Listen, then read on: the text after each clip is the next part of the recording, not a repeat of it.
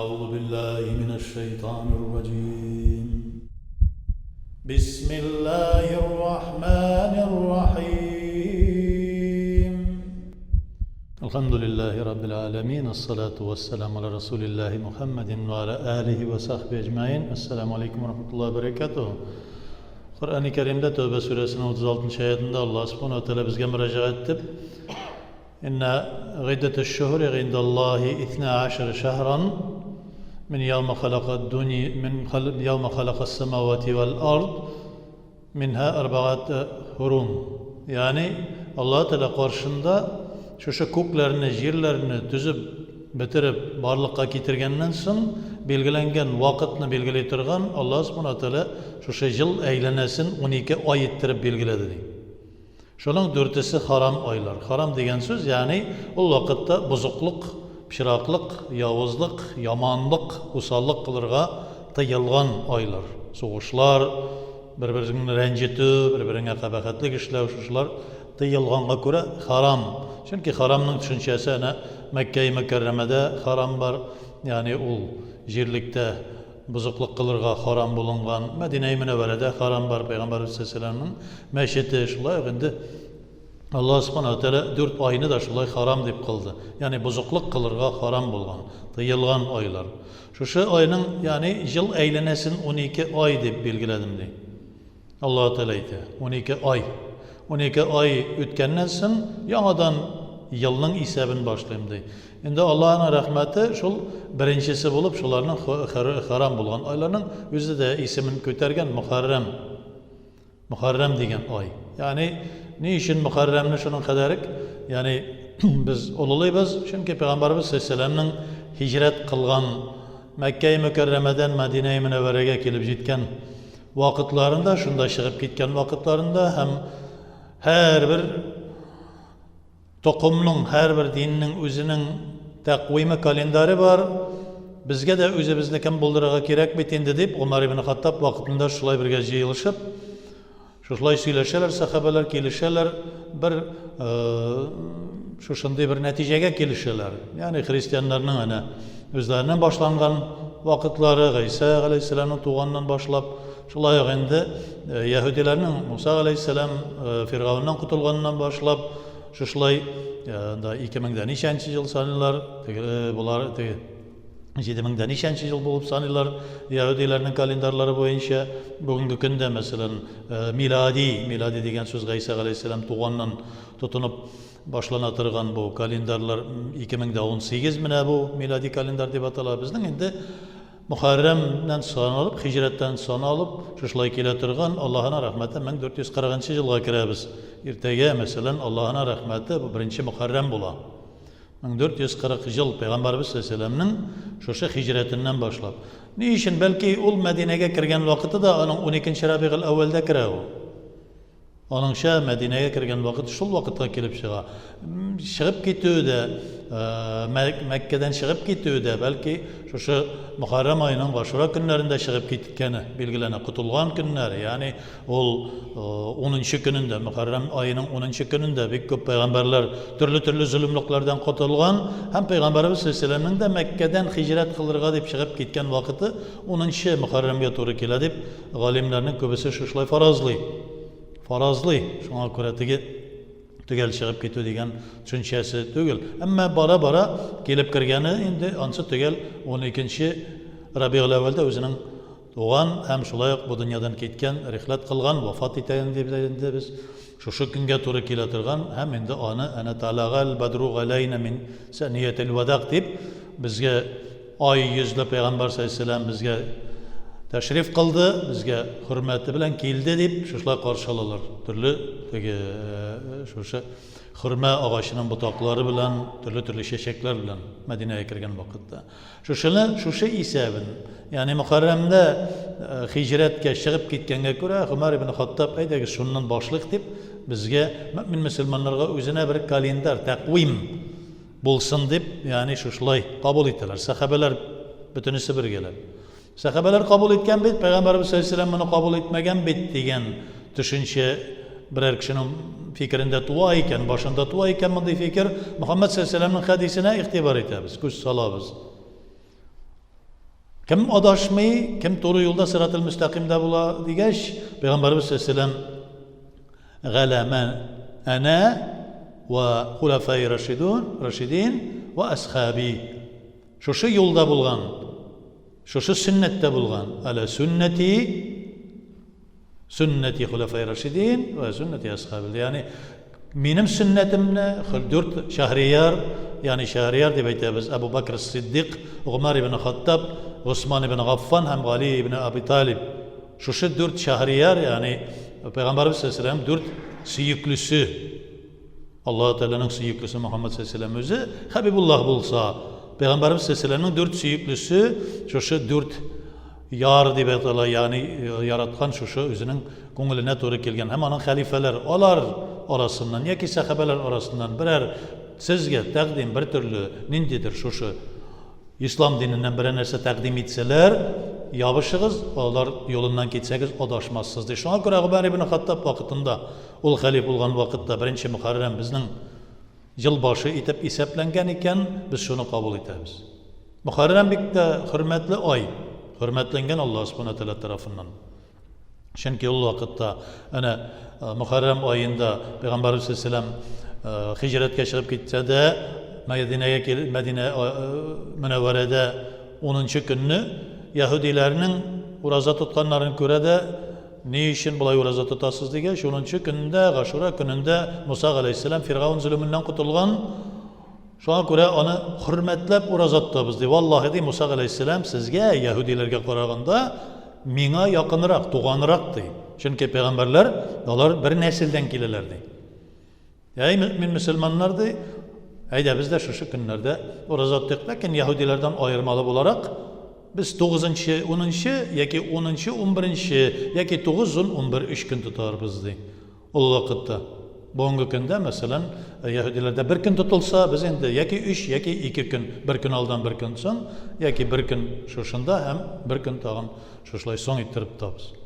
Ne için bunu tutabız diye o vakitte Allah subhanahu teala karşında ibadet kılalar, miğrajga aşkança mesela Allah subhanahu teala'ya namaz kıldılar Allah, lakin nindi namaz ikenligin Allahu alem bizge ondan haber gelmedi.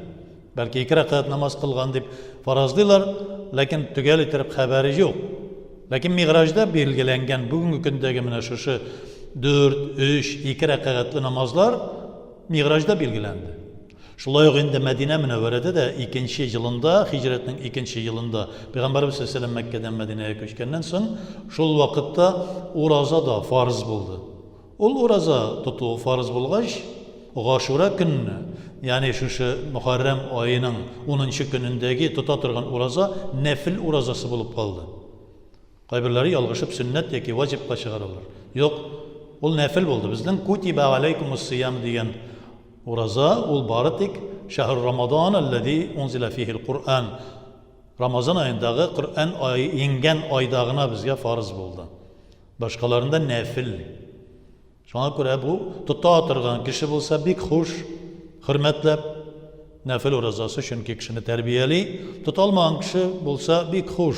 Allah subhanahu teala karşında günahlı da bulmay, bir nidi ağırlıkta kelmesi Allah teala tarafından. Bu üzerine bir müstehab gamel, görkem gamel, tutsa ecir savaplı bula, tutmasa bir nerse yok.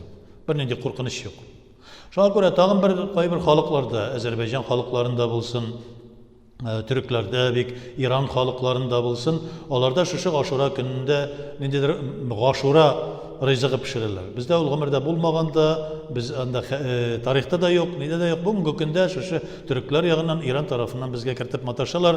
Eyde bizde pişirik, Aşura nerse diye batala, ol bir katıştırgan, anda budayda salılar, anda arpada salılar, anda şu nar yemişlerinde salılar, granatın titişlerinde salılar, anda indi ezrek şu balda jibereler şunda türlü tigi şu türlü yemişler, yüzümlerden de örüklerden de şunu bütünüsün salıp bütünüsün birge kaynatırlar, tigi bulamık. Bizde işe, bizim halk, avul halkını bir gerekte görse, avul halk ayda, bu terlikke pişirir, bulamık pişirgen gibi pişirirler iken deyip. Bütün nerseni birge karıştırırlar, katnaştırırlar. Bizde ol bizim halkta görüngen nerse tügül, bizde bir tanışkına ötkürürler. Mesela kayber yerlerde endi şu 10. Aşura 10. gününde, Muharrem'in Aşura gününde türlü vakıgalar bulgan. Peygamberler, Nuh aleyhisselam tufandan kutulgan, İbrahim aleyhisselam uttan kutulgan, şulayık Eyyub aleyhisselam avruğundan kutulgan, şulayık Musa aleyhisselam Firavun zulümünden kutulgan, şulayık kaygılık, hasretli vakıtı da var. Hazreti Hüseyin'i şu 70 kişi özünün ailesi bilen yokka çıkarganlar. Müslümanlarını kuturtup, şu bir bugünkü gündeki dil bilen aytsak, Müslümanlara karşı bulgan düşman provokatörler tarafından şuşlarını harap etip, helak etip, onların başlarını kesip, şunu Müslümanlarga sıltaganlar. Yani Yazid birincinin, Muaviye'nin oğlu şuşla işlegen, tegilay bulay deybiz. Lakin biz bilmeyiz, anın nendi vakıgasından kelip çıkan, nişik kelip çıkan, kemanı ötürgen kişisi de tarihte bilgili.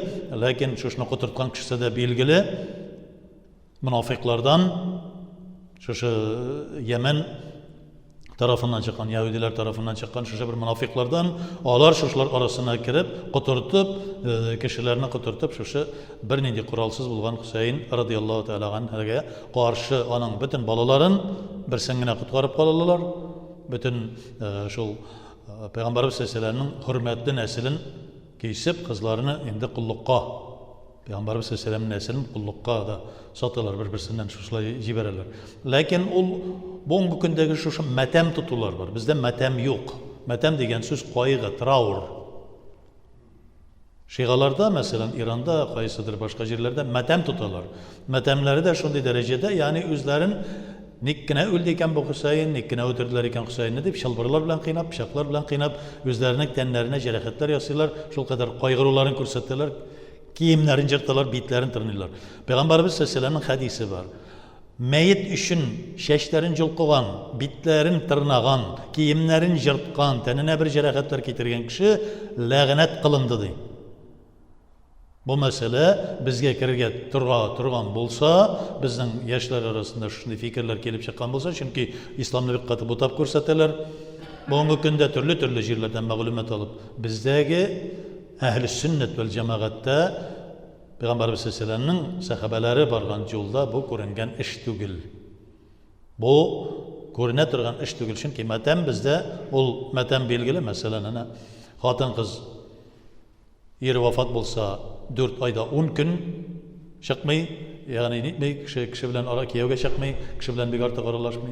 Ya ki indi bir 3 gün metem bola kişiler kaygıralar hem de alarının bir yurttan bir kişi ölüp çıkıp gitse, o kişinin 3 gün kaygılı günleri onlarga hatta rızık pişirip başlattıgız deyip Peygamberimiz Aleyhisselam aytdı. Şuna göre 3 gün ötkeç indene işisi deyip aytабыз biz. Şu metem günü bitti deyip Allah Teala'ga bir dua kılabız. Lakin Peygamberimiz Aleyhisselam ana oğlu İbrahim ölgenden soň sahabelerini jiyip, oğlum ölgenge 3 gün deyip şuna göre bir benim şu sizni jiyip bir dua kıldırıp turasım keledi, ansı da var hadisinde. 3 gününe. Dege 3 jiyse qırığı tegilay falan yok degen kişilerge aytilar. Var.